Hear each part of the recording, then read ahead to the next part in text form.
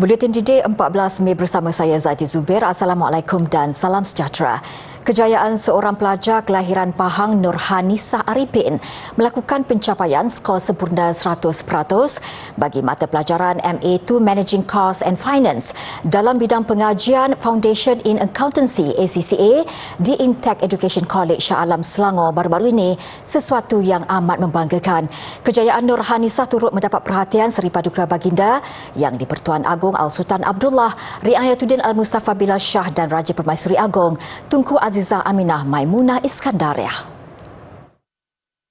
Selain ucapan setinggi tahniah, Seri Paduka Baginda berdoa menzahirkan rasa sukacita dan bangga atas kejayaan beliau yang mendapat tempat pertama di Malaysia dan di peringkat dunia bagi mata pelajaran tersebut, sekaligus mengharumkan nama negeri Pahang dan Malaysia di persada dunia. Seri Paduka Baginda berdua turut menzahirkan ucapan selamat maju jaya kepada Nurhanisah dan dilimpahi kejayaan dan kecemerlangan berterusan. Nurhanisah, bekas pelajar Mahat Tahfiz Negeri Pahang, adalah pelajar cemerlang dengan pencapaian 11A dalam peperiksaan sijil pelajaran Malaysia bagi tahun 2021. Dia juga berjaya khatam hafazan 30 juzuk Al-Quran pada tahun 2020 dan lulus ujian prasyahadah 5 juzuk Al-Quran pada tahun 2021.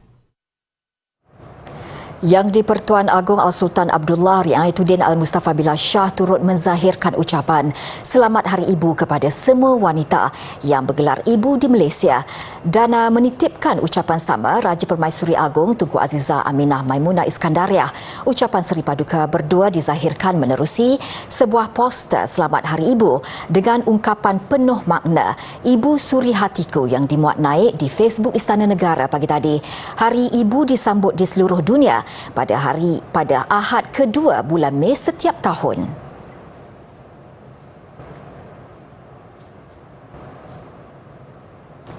Kasih ibu bawa ke syurga kasih ayah sepanjang masa. Bulan Mei selalunya sinonim dengan sambutan Hari Ibu sebagai salah satu momen istimewa untuk menghargai sosok mulia yang telah melahirkan kita ke dunia ini. DIY Bracelet Workshop yang diadakan di Ibu Negara merupakan salah satu pendekatan bagi mengeratkan hubungan sesama anak beranak sempena Hari Ibu hari ini. Hadirnya Hari Ibu ini khususnya ditujukan untuk wanita teristimewa dalam kehidupan kita bagi menghargai jasa-jasa mereka. Sesungguhnya, darjat dan kemuliaan seseorang ibu tiada tolok bandingnya. Dengan inisiatif DIY Bracelet Workshop secara percuma yang diadakan sempena sambutan Hari Ibu, ia dapat dijadikan inspirasi buat anak-anak memupuk nilai kasih sayang terhadap insan istimewa ini. Workshop ni adalah salah satu cara untuk buat parents spend masa lah dengan anak. Salah satu cara untuk mengeratkan silaturahim antara anak. So macam parents yang biasanya busy kan. So macam through program ni, workshop ni, kira macam ada masa lah untuk diorang spend time together. Tak kurang meriahnya juga sambutan dari si ibu sendiri yang sama-sama mencipta kenangan terindah ini bersama si kecil mereka. Tidak dinafikan, mungkin ada di antara mereka yang sebelum ini sibuk dengan kerjaya dan berusaha memberikan yang terbaik buat keluarga. Namun melalui aktiviti ini membolehkan insan bergelar ibu mencuri masa untuk diluangkan melalui aktiviti yang kreatif ini.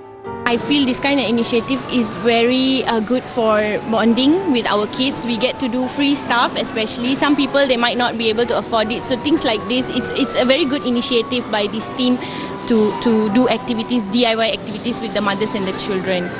Melihat telatas si kecil ini yang sedang menyusun manik-manik yang disediakan dengan ungkapan I love you mama benar-benar menyentuh hati. I love you mommy.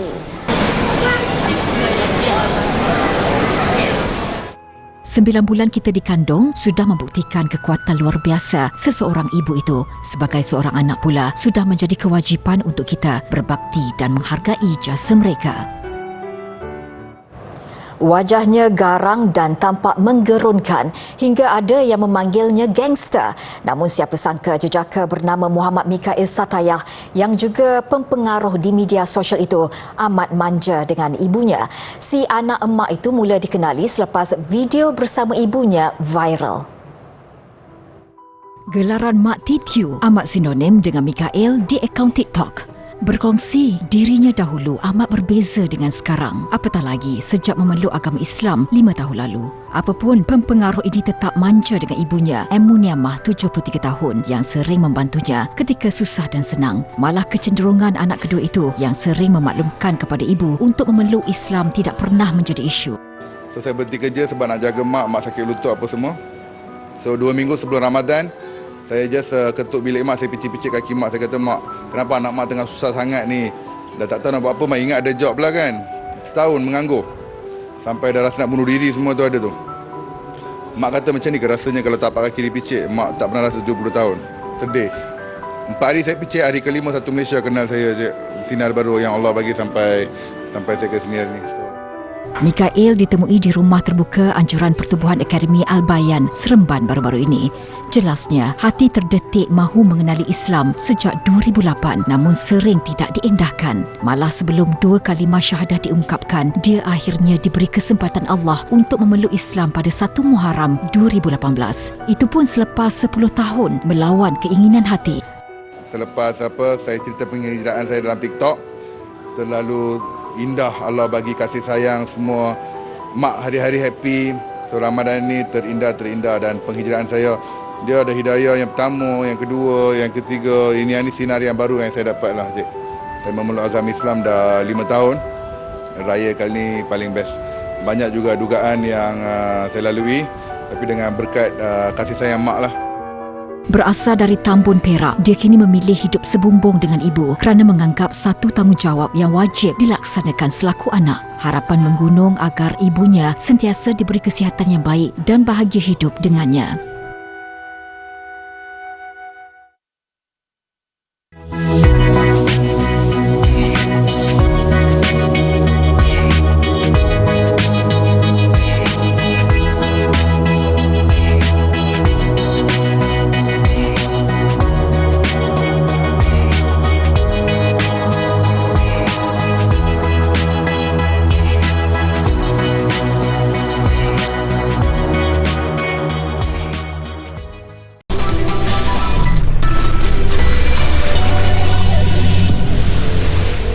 Bersua kembali, bergerak atas inisiatif sendiri sekumpulan pelajar Universiti Utara Malaysia UUM mengumpulkan 1,387 buku Tamil pelbagai genre untuk disumbangkan kepada Perpustakaan Sultanah Bahiyah sekaligus mencipta sejarah apabila buat julung kalinya perpustakaan itu menerima koleksi bahan bacaan Tamil.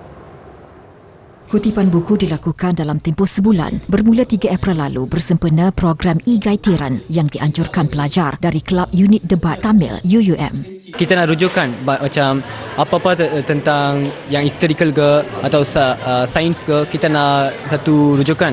So itulah kita buat program ini. Lepas tu susun buku semua ini dalam library. Lepas tu jika sesiapa nak rujukan, mereka boleh baik dan baca dan boleh meningkatkan ilmu Tamil juga. Sumbangan buku diterima daripada pelbagai pihak di seluruh negara termasuk sekolah dan Persatuan Penulis-Penulis Tamil Negeri Kedah. Menurut pengurusinya yang juga mantan pensyarah Institut Pendidikan Guru IPG Kampus Sultan Abdul Halim, Sachita Nadham Tachinamurti. Ia satu penghargaan besar apabila Perpustakaan Sultanah Bahiyah UUM sudi menerima bahan bacaan Tamil dalam koleksi mereka. Beliau melihat perkara itu sebagai titik mula ke arah membudayakan amalan membaca dalam kalangan pelajar. Walaupun mereka belajar jurusan lain kan, tetapi mereka masa lapang bolehlah baca cerita, cerpen dan sebagainya. Jadi memanglah first thing is ucapan terima kasih kepada UUM, pentadbir dan semua sebab membenarkan kami, dan juga kepada perpustakaan kan, mereka banyak kerja kan, mereka kena buat kerja untuk mengklasifikasikan buku-buku itu semua. Persatuan Penulis-Penulis Tamil Negeri Kedah memiliki seramai 65 penulis. Setiap daripada mereka menyumbang lebih dari sebuah buku bagi menjayakan program itu. Kata orang, menjahit tidak susah asalkan ada minat. Pasti segalanya berhasil. Demikian gambaran kesungguhan Siti Nur Amalina Muhammad Sukri yang pada awalnya hanya suka-suka menceburi bidang seni sulaman. Dan kini dari sekadar hobi, wanita itu berjaya membuka perniagaan hasil aktiviti yang dilakukan.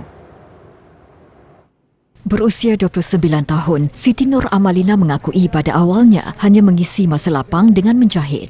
Ia selepas mendapati seni jahitan sulaman menjadi trend selain mengakui berkecimpung dalam bidang itu selepas merasa bosan di rumah ketika Perintah Kawalan Pergerakan PKP 3 tahun lalu.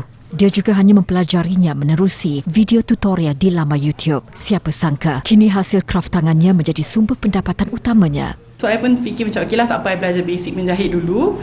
Lepas tu, bila dah belajar basic menjahit tu, dah beli embroidery kit tu, tersuka pula. Tersuka, sambung, buat, sampailah dapat terima tempahan daripada orang. Kongsinya, tempahan awal diterima daripada kenalan rapat dan keluarga sahaja. Namun, rezeki semakin luas sebaik mula menerima tempahan, menggalakkan selepas videonya tular di media sosial. Honestly, I rasa boleh pergi jauh sebab I rasa embroidery ni kita boleh buat untuk banyak benda. Contohnya kahwin, birthday, graduation, benda tu sentiasa ada kan.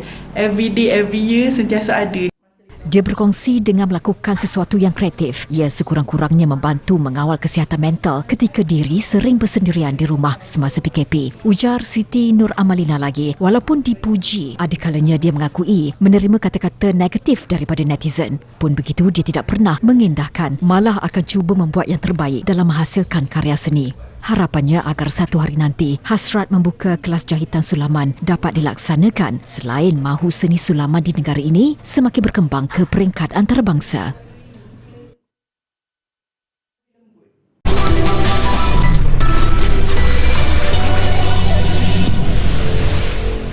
Finland muncul negara paling bahagia di dunia bagi tempoh 6 tahun berturut-turut.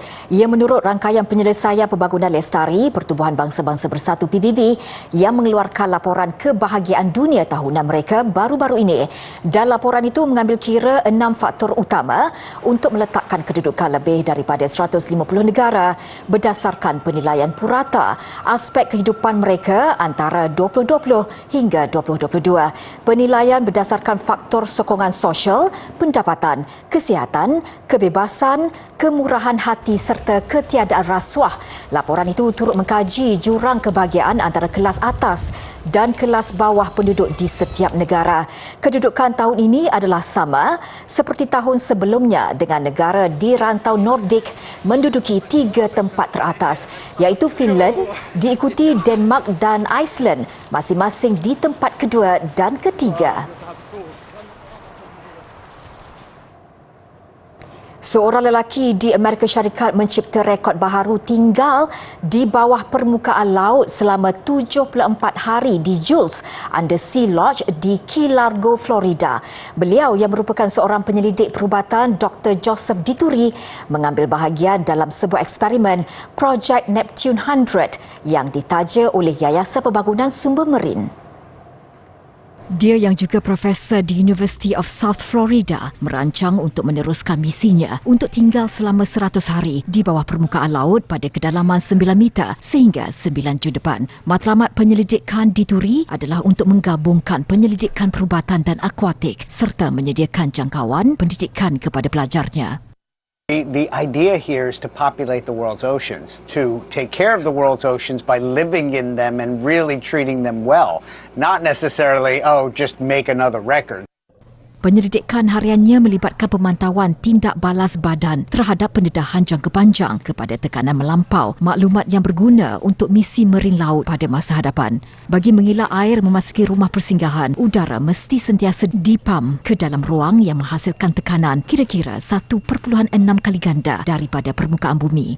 Dalam tempoh 100 hari, beliau kerap dikunjungi pasukan perubatan yang menjalankan siri ujian termasuk panel darah, ultrabunyi dan elektrokardiogram. Beliau juga menjalani ujian psikososial dan psikologi untuk memahami kesan mental kerana terperangkap di dalam air untuk jangka masa lama. Rekod dunia terdahulu bagi menghabiskan masa di bawah air dicipta pada 2014 oleh 2 ahli biologi Tennessee melibatkan tempoh selama 73 hari.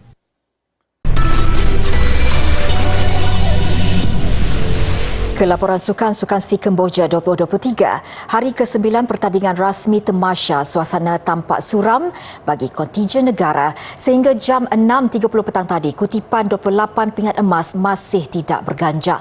Malaysia kini masih di tangga ke-7 dengan 28 pingat emas, 39 perak dan 75 gangsa. Di kelompok 3 teratas terus menyaksikan persaingan Vietnam, Thailand dan tuan rumah Kemboja. Menjelang penutupan rasmi Temasya Dwi tahunan itu Rabu ini, Malaysia masih memerlukan 12 pingat emas untuk mencapai sasaran 40 pingat emas. Sementara itu, 1 pingat perak diraih dalam sukan biliard selepas Malaysia tewas 3-9 di tangan Myanmar dalam penentuan pingat emas acara pool 9 ball bergula laki. Berdepan dua Myanmar pada aksi yang berlangsung di Aeon Mall, pemain negara Muhammad Almi Yaakob dan Chia Darrell ketinggalan 1-5 pada awal permainan. Kebangkitan yang diharap tidak menjadi kenyataan susulan ketenangan dimiliki pemain lawan Maung Maung dan Tau Zin Tet. Gandingan Myanmar berjaya mengekalkan penguasaan 8-3 sebelum memastikan pingat emas dengan markah 9-3 dalam tempoh keseluruhan hampir 2 jam. Malaysia mempunyai satu lagi peluang untuk berangkul emas dalam acara snooker single menerusi Toh Chuan Leong pada acara yang bermula 8 malam ini. Pasukan pingpong turut menambah 1 pingat perak yang disumbangkan Chung Jae-won dan Wong Chi-sen pada saingan akhir bergula laki. Menentang gandingan Singapura, Koin Yu Enpang dan Yong Isaac Kwek, Malaysia ketinggalan 3-11 pada set pertama. Pasangan negara bangkit menyamakan kedudukan 11-8 pada set kedua, namun terpaksa akur apabila kecundang 2 set berikutnya 8-11 dan 4-11 dalam tempoh keseluruhan hampir 1 jam. Setakat ini, skuad pingpong negara sudah mengumpul 3 perak dan 1 gangsa. Malaysia masih berpeluang memburu pingat emas menerusi acara individu lelaki yang berlangsung esok. Dalam pada itu, Indonesia mencipta kejutan mara ke perlawanan akhir bola sepak lelaki, menewaskan juara bertahan Vietnam 3-2. Pada perlawanan akhir yang dijadual berlangsung Selasa ini, Indonesia berdepan naib juara tahun lalu Thailand. Pada perlawanan yang berlangsung di Stadium Olimpik Phnom Penh, seawal minit ke-9, Indonesia berjaya membolosi gawang Vietnam menghasil tandukan Komang Trisnanda. Minit ke-36, kedudukan kembali seimbang selepas Nguyen Van Tung menyamakan kedudukan buat Vietnam. 1 sama pada babak pertama, Indonesia sekali lagi di depan menerusi jaringan Marcelino Ferdinand 9 minit selepas rehat. Bagaimanapun, minit ke-60 Indonesia dikejutkan dengan layangan kad kuning kedua kepada Pratama Arhan yang memaksa dia meninggalkan padang. Kesempatan ini tidak dipersiakan Vietnam untuk menggandakan asakan dan kedudukan terikat 2 sama selepas pemain Indonesia Amiruddin Arizki menjaringkan gol sendiri pada minit ke-79. Namun, ketika perlawanan hampir diseret ke masa tambahan, Indonesia membuktikan semangat juang tinggi menjaringkan gol kemenangan 3-2 pada minit ke-96. Kali terakhir Indonesia beraksi pada perlawanan akhir di Sukan Si Filipina 2019 tewas kepada Vietnam 0-3. Pada satu lagi aksi separuh akhir, Thailand menentang Myanmar. Thailand dipaksa bekerja keras pada awal permainan. Sehinggalah minit ke-37, naib juara Sukan Si Hanoi 2022 itu membuka jaringan hasil tandukan Terasa Poipima. 1-0 pada separuh masa pertama, pemain gantian Leon James menjadikan kedudukan 2-0 pada minit ke-85. Anna Yok Sangwal memastikan kemenangan 3-0 Thailand menerusi percubaan jarak jauh pada masa kecederaan. Pertarungan pingat emas Thailand menentang Indonesia 16 Mei ini mengulangi perlawanan akhir Sukan Si 1991 di Manila. Thailand pula memburu pingat emas kali ke-17 selepas tewas 0-1 kepada tuan rumah Vietnam pada Sukan Si 2022. Selepas berehat sejak 28 April lalu, saingan Liga Super kembali menemui peminat. Menyaksikan pertemuan Johor Darul Takzim JDT menentang Kelantan United beraksi di arena sendiri, JDT meneruskan pesta gol dengan kemenangan 6-0. Misi JDT untuk mencatat Perfect 10 dibuktikan dengan kesungguhan mereka mengasak sejak awal permainan. Hasilnya pada minit ke-8, JDT berjaya membolosi gawang Kelantan United menerusi percubaan jarak jauh menarik Bergson De Silva. Minit ke-22, JDT menambah gol kedua menerusi rembatan Fernando Forestieri dalam kotak penalti. Bersambung babak kedua, Forestieri terlepas peluang mudah melebarkan kedudukan selepas Arif Aiman melorongkan satu hantaran kemas. Namun pada minit ke-61, tuan rumah berjaya mengukuhkan kedudukan sekali lagi menerusi Bergson yang bijak mengelirukan penjaga gol Ahmad Ashraf Omar. Serangan bertali arus JDT memaksa Ahmad Ashraf terus bekerja keras dan 8 minit kemudian dia tiada pilihan menjatuhkan Forestieri dalam kotak penalti. Tiada masalah buat Bergson menyempurnakan sepakan untuk JDT selesa di depan 4-0. Malang terus menimpa pasukan pelawat apabila pengadil Ahmad Zuhadi Zulkifli sekali lagi menghadiahkan penalti setelah Bergson dijatuhkan Muhammad Fauzi. Kali ini Leandro Velasquez menyudahkannya untuk gol kelima JDT. Masih belum puas, minit-minit akhir permainan Forestieri melakar gol peribadi kedua sekaligus melengkapkan kemenangan 6-0 JDT. Ini kemenangan ke-10 berturut-turut JDT untuk mengukuhkan kedudukan di tangga teratas dengan kelebihan 8 mata mengatasi pencabar terdekat Selangor FC dan Sri Pahang. Manakala Kelantan United kekal di tangga tercorot dengan 2 mata dan terus kempunan mencatat kemenangan selepas 10 perlawanan. Gelagat haiwan di Zoo Peru mengakhiri buletin didik. Selamat Hari Ibu kepada seluruh kaum wanita yang bergelar ibu. Saya Zaiti Zubir, salam hormat dan kita jumpa lagi.